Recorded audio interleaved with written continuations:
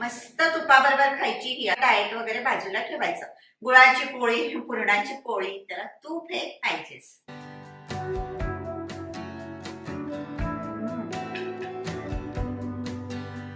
भारी, एक नंबर, खूप सुंदर झालीये. करून बघा. तर संक्रांतीला गुळाच्या पोळीसाठी गुळ हा हवाच.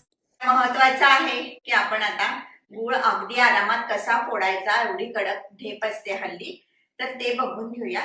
तर गुळ एका काचेच्या प्लेटमध्ये घ्या आणि मायक्रोवेव्ह मध्ये आपल्याला हा 1 मिनिट गरम करायचा आहे. इथे एक महत्वाची टिप तुम्हाला सांगायची आहे. 1 किलोची ढेप मायक्रोवेव्ह मध्ये 1 मिनिट.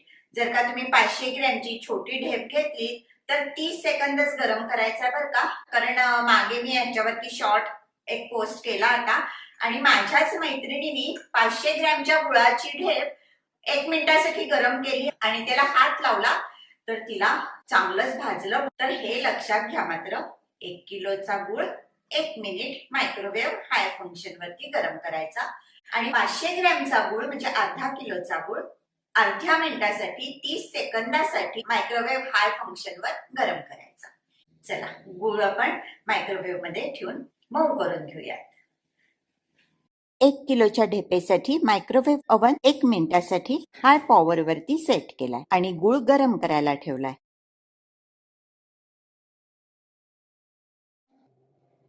1 मिनिट झालंय. गुळाला हात लावण्याआधी गुळ फार गरम नाहीये ना हे चेक करा.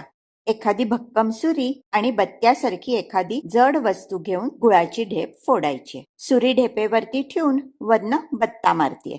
बघा किती आरामात गुळ तुटतोय आणि सुरीने बघा कसा पटापट बारीक करता येतोय. आणि ह्याच गुळाचं तेवढ्याच सहजतेने एकदम फाईन बारीक असं गुळाच्या पोळीचं सारण तयार केलंय.